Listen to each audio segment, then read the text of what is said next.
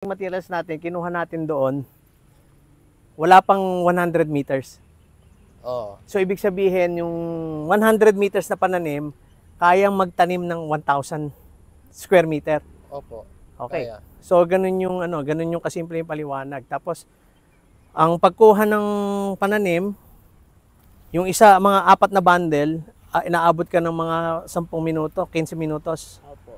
Okay. So, ganun kabilis yun. So, sa 3 araw, 4 na araw, kayang tapusin ng 1,500 square meter eh. Oo. So, kaya. Kaya po. Kami nga lang po dalawa niya nagtanim. Kami lang dalawa eh. Aha. Ngayon lang Minsan- yan sila tumulong. Minsan nagtatraktor. Ako. Oo. Ya, sa akin latag. Latag ko, butas naman. Aha. Oo. Opo. Sanay Yan na ang sanay ginagawa mga ko. mote. Kasi yung iba kasi, iba-ibang turno sila eh. Hi, this is Farming with Tyron and Karen.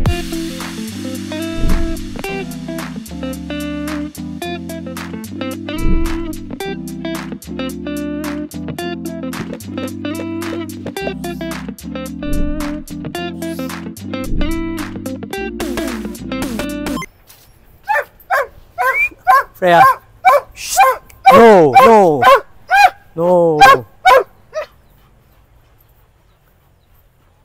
Okay, so dito i-harvest na namin to next week.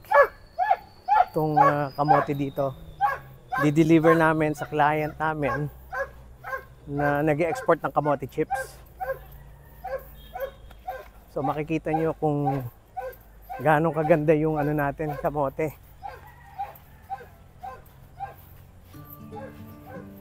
Okay.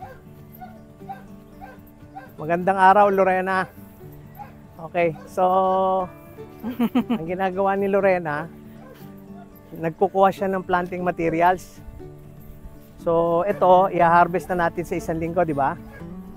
So kinukuha na yung mga planting materials. So Lorena, pakita mo naman sa amin kung paano mo siya ginugupit.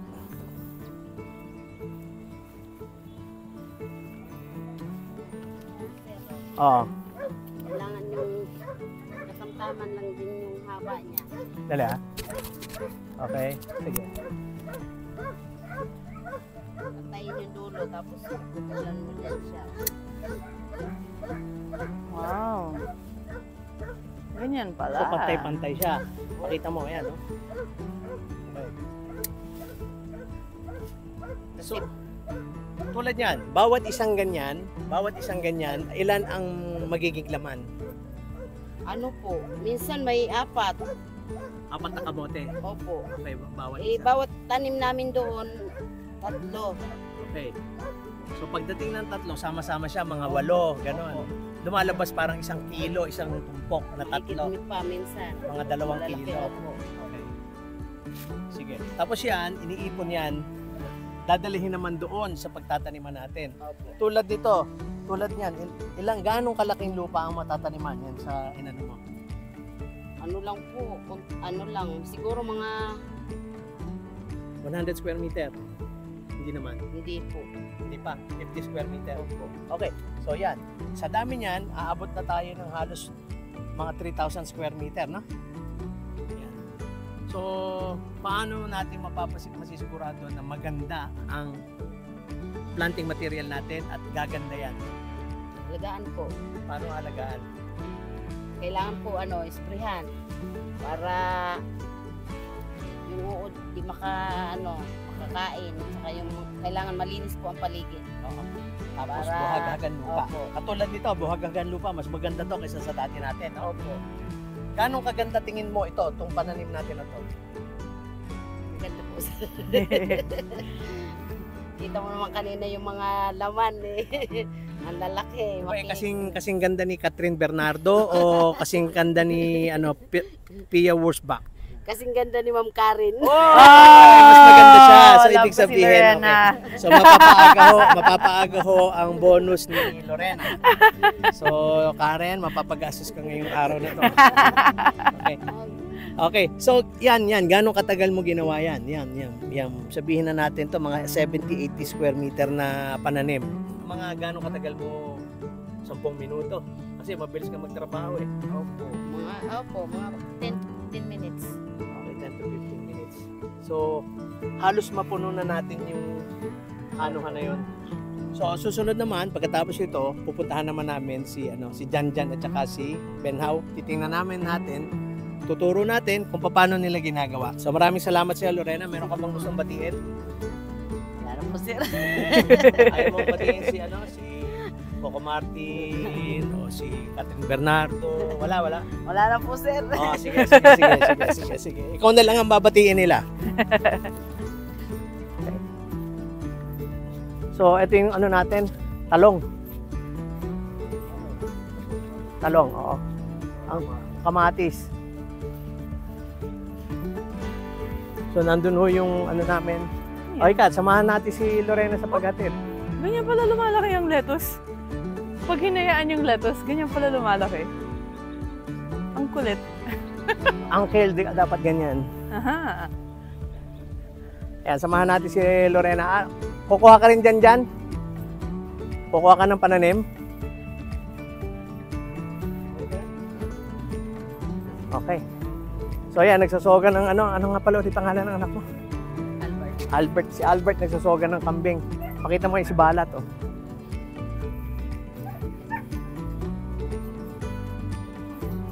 Hey, buddy! Balat. Sandali lang. Hi, friend! Hey, Yan ang Albert, no? Albert. Si Albert. You! Hi, buddy boy! Oh, gusto niyang kumain. Katupak.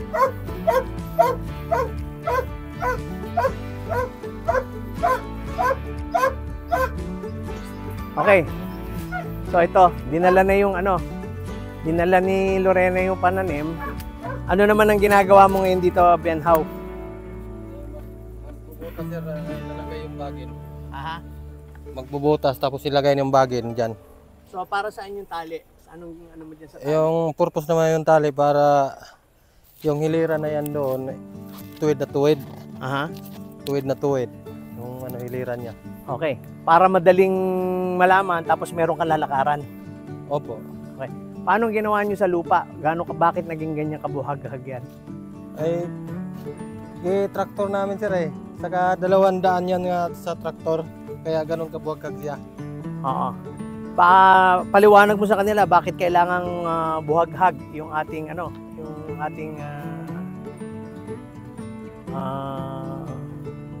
lupa. Habang nagpapaliwanag siya, kuha na mo si Lorena sa pagbaksak ng kamote. Paliwanag ko sa inyo na ito dalawa namin traktor para buhaghagan lupa, yung pagtanim na durog ang lupa eh. Kasi pag halimbawa, buhaghagan lupa, yung ugat makakahinga ng maigi, yung mga kamote lalo siyang mabilis lumaki. Saka maraming ugat sir kasi yung ugat niya doon nagkakalaman sir eh. Kung gaano karaming ugat, gano'n na magiging karami ng dahon. Yung dahon, doon naman lalabas yung bulaklak, doon naman lalabas yung bunga. Ganun. Okay. So itong yung mga tinanim nyo ngayon, kailan nyo sinimulan taniman yan? Pangalawang araw na ba? Pangatlong araw na ngayon eh. Pangatlong araw. So itong lupa na ito, so magtatapos siguro dito, no? So mga 25 meters by 20.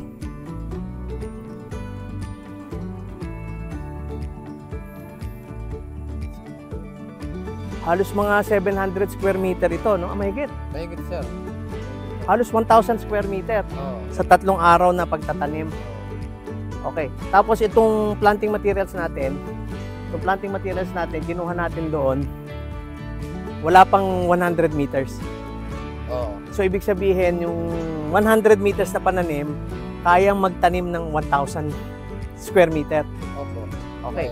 So ganun yung kasimple yung paliwanag. Tapos ang pagkuha ng pananim, yung isa, mga 4 na bundle, inaabot ka ng mga 10 minuto, 15 minutos.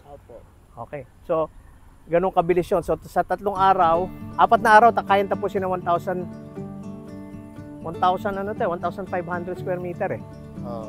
So, kaya. Ayaw po. Kami nga lang po dalawa niya nagtanim. Kami lang dalawa eh. Aha. Ngayon lang Minsan. yan sila tumulong. Minsan nagtatraktor. Ako, Oo. ya, sa akin latag. Latag ko, butas naman. Aha. Oo. Sanay na sanay mga mote. Kasi yung iba kasi, iba-ibang turno sila eh. Aha. Kami lang dalawa nakatutok dito eh. Trabaho eh. Oo, ako nagsasabi nung kay Jun. So, ang naka-assign ngayon doon, si Janjan. Ano po, yung pipino. Okay. Okay, ito, Yung pakita. sa mga sili po, Sa- siya. Sa sili sir, ako din naasahan dyan eh. Paikot-ikot lang eh. Ha? Paikot-ikot lang. Ayos lang, at least nakakabisado nating lahat. Oo. Ito, yung pananim ni Janjan. Ito, gano'ng katagal mong na to, ginupit? 10 minuto.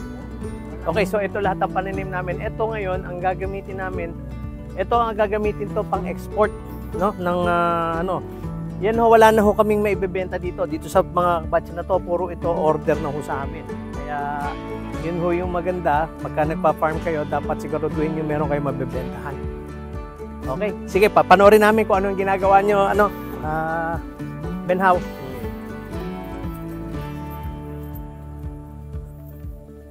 Okay, yan.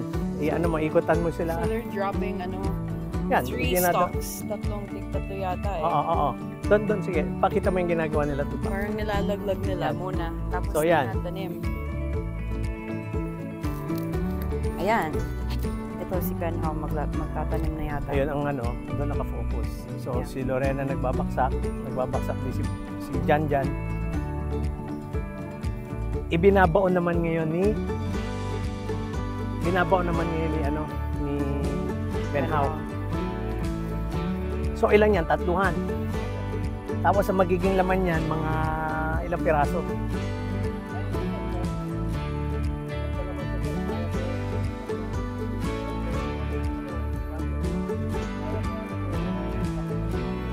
Wow, 4 na kilo. Ganun, no? So, nung una, medyo nangangapa tayo. Ngayon, mas maganda na. Alam na natin paano alagaan. Alam na natin, hindi na tayo susugurin ng daga dahil wala na tayong mais. Kasi ito sir, pag mahaba ng bagay nito, hindi lang sa puno. Ang ito siya matapang. Lalaman pa to dito. O pag medyo tatanda to eh. Sa bagay niya, sa ito, halimbawa, lalaman siya dyan. Yung pag gapang nito, lalaman naman dyan yung bagay niya. Pagsak sa buwan talaga.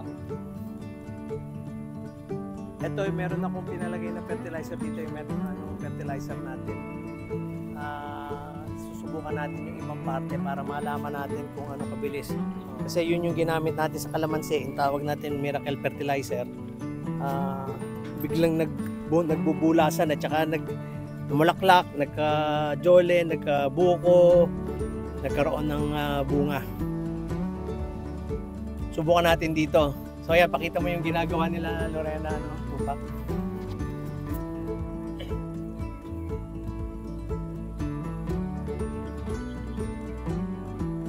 Siguro ito yung masasabi natin sa Grace Forest Farm na bihasa tayo. Bihasa yung mga kasamahan natin, farmers na paggawa. Kaya lagi kaming magiging kamote. Wag lang tayo mga ngamote ha, Lorena ha. Si Tupak palagi nangangamote. So, alam naman natin yung kamote nagagamit sa mga, huwag ka dyan masyado Tupak para hindi lumatag yung lupa. Ito. Yan. Okay.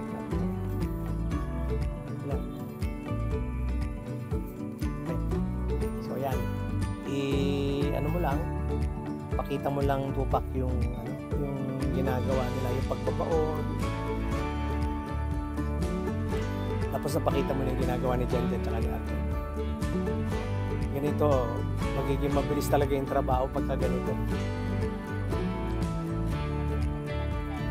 Ha?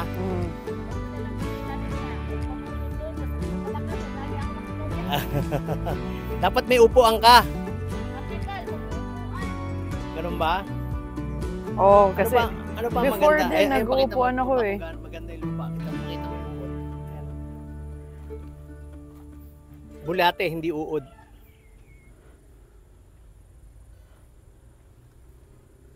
Kita?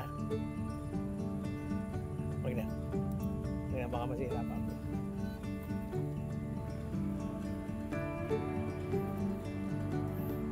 So, tinan mo kung gaano kabilis orasan natin. Mas gusto nyong nakatanggal ng sapatos pagka nagtatanim benhaw para hindi mabigatan yung lupa. Oo.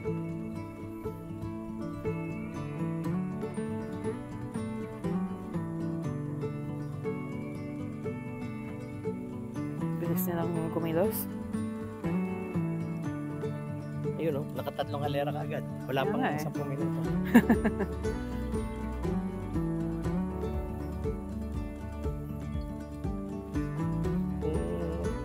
Bilis nila, 10 minuto, 3 halera. Kung si Tupac to, mystery kamote, mga gano'ng katagal to? 10 days.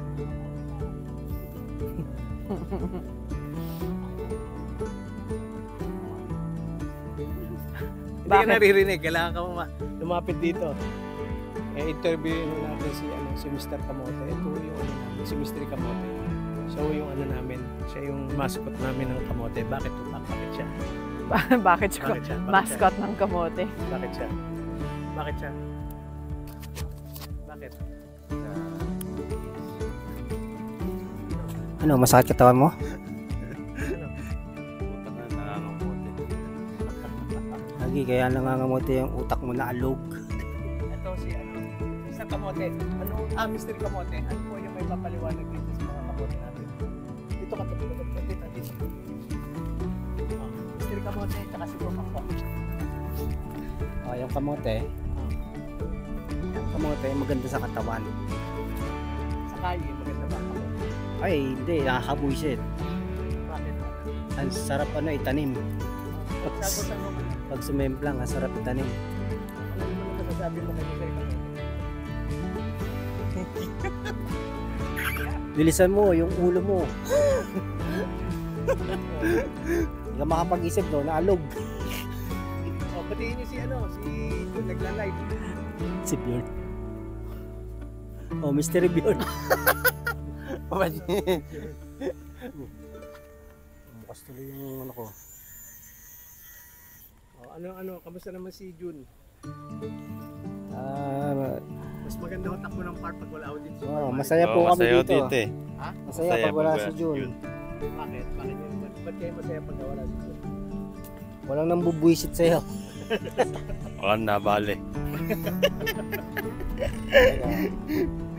Tama. Ngayon, nasa Bicol siya.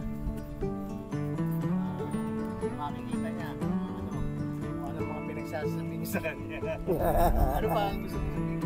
Wala na akong magte-text sa inyo. Wala na magte-text.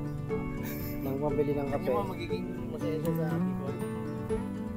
Masaya din. Masaya ka ba dyan? Ha? Ano nga pangalan yan? Nahanap ko yung ID niya kanina. Hindi, ang problema ni Jun, sino mag-aalaga ng mga chicks niya? Ang dami pa Dito. naman chicks dito. Oo. Nag-aantay sa kanya. Nag-aantay sa kanya. Ayun. Si Bea, si Julia. Oo. May pa mga chicks dito eh. Sino? Si Alice. Alice. Wala namang Alice doon sa sabi mo mahal. Baka talagang may Alice ha. Yari na naman si Jun. Mare! Alam mo na. O Wawi, bumati ka naman. Mga tiga 21. Mga tiga 21, magandang hapon sa inyo. Mga tiga 5. Tiga Labak, si Kapitan, kumusta po? Si Dante. Nandun. Kamusta Dante? Dante, kumusta? Okay. So, ipakita mo palit doon, Tupac. Yung kaya lang saan ka pwedeng tumapak. Doon ka doon, no? Umikot ka doon. Ayan, bubuhagagin pa lang. Kanan, what do you think about our, no? What do you think about our kamote at saka yung soil? Ganda ng soil. Yung kasi the kamote, di ba, secretes nitrogen or it produces nitrogen in the soil. So, mas maganda. Oo. Tapos, syempre, they, what do you call it? Cultivate. Yeah. So, ganda Bro. ng soil natin. Hindi ganito yan dati. Ang maganda dito sa soil na to, it's called golden brown, golden black. Aha. Black golden. Okay. Okay. So yan, parang yung vermicast and because nilagay niya ng chicken dung, paupo, Mhm. and then of course yung nitrogen niya, and ang kamote, kailangan niya ang nitrogen Yeah. para gumanda. Pero itong lupa na to, sigurado to maganda to. Just like Yeah. yung how we prepared. So yung una natin is 80%, 75% good. Now, I think we're on the 85-90%. That's excellent. Because bilangin mo kung ilang plat yan. Kasi beach, ano yan eh. Bawat isang ganyan, kaya mo ng 3 to 4 kilos. Dami. Tatlong bagging. Okay? So yan. 10 minuto. 10 minuto, 3 linya yan. Wawi, mga ilan yan? Mga 40 meters. Ha? 40. Tapos ito, 40. Eh di nasa 1,600 square meter pala to. Etong lahat 1,900 din, no? Kasama to. So, mga 1,800.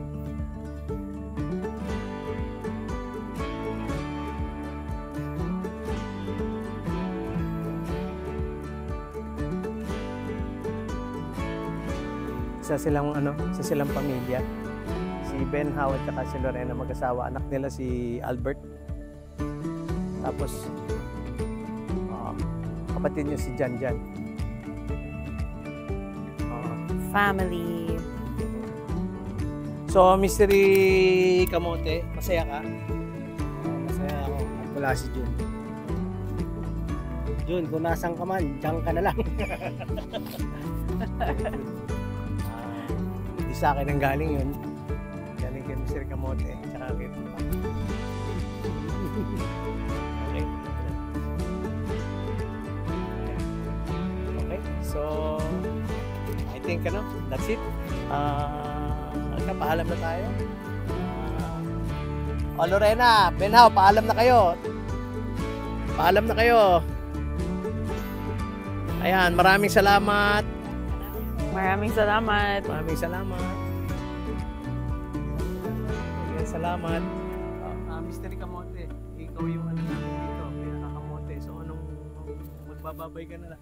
Bye-bye. Bawi, paalam ka na. Okay, so Karen. Bye-bye! Okay, thank you very much everyone. Sana na gustuhan niyo itong episode namin about how to get planting materials and pagtanim ng kamote. So, mga kamoting araw sa inyong lahat. Sana ay mabawasan ang kamote sa kalye, pero dumami ang masasarap na kamote na makakain ninyo dahil ito ay napakasustansya. Tandaan nyo always, ang kamote, lalo-lalo na yung purple kamote, kasing sustansya ng kale, kasing sustansya ng blueberry, according to some medical experts na nagsasabi. So ito, ang fiber ng kamote, kailangan natin sa katawan natin. Kasi, number 1, kung gusto nating magpapayat, pag kamote ang kinain natin, maraming fiber yan. Ibig sabihin, pag kinain mo yan, matagal ka bago magugutom. So, kain lang tayo ng kain ng kamote. Tawag lang po kayo kay Mark Phil. Nandito po yung telephone number niya. Ilalagay niya po dito. So, ang susunod naman na episode May namin... ganyan na tayo. Yeah. It's here! So, ang susunod naman na episode natin is ipakikita naman namin sa inyo yung horse farming na ginagawa namin or yung mga alaga naming kabayo. Paano nating alagaan. Ang isa sa nagtuturo ng mga kabayo, nagte-train na ang kabayo dito namin is si Ben Howe. So, susunod na episode namin, ipapaliwanag namin paano namin inaalagaan ang mga kabayo namin. Ilan na ba ang kabayo namin? Ilan na ang mga nanganak na kabayo namin? So, ito, ginagamit nila, papunta dito, papunta doon. So, I think it's gonna be a fun episode, lalo-lalo na pakikilala namin sa inyo yung kapatid ni Coco Martin, yung anak ni Catriona Gracie Santino. Okay? So thank you very much, everyone. Thank you very much. Always remember, farmers are heroes. We love you all. Yung kay Jun, hindi, iba yung kay Jun. Nagtatampo ako kay June. Pero hindi ganyan eh. Medyo pa ganyan, di ba? Hindi, ganyan yung kay Kaya Jun. nga, yung kay June. Yan. No, I think June... Ano ba yun? Seafood yung kay Jun. Hindi ko na maintindihan yung ginagawa ni June eh. Ganyan. Nagtatampo ako doon. Ha? Nagtatampo ako kay June. Why? Wala lang. Kasi wala siya. Ayan. Alam mo, bago tayo umano na, si Jun kasi, siyempre, nakaugalian na nila na yung pamilya nila na nandun sa Bicol. Hindi ko na ano yun, hindi ko na pagkakaano sa kanya, pagkakaila. Walang problema. Hindi ko pagkakaila yun. Ang pagkakaila natin yung bonus niya. Sorry! Sorry! Wala na! Okay, so, again, thank you very much. Always remember, farmers are heroes. We love you all. Ganda na kamote release nila. Yeah. We're almost done. 1,000 square meter.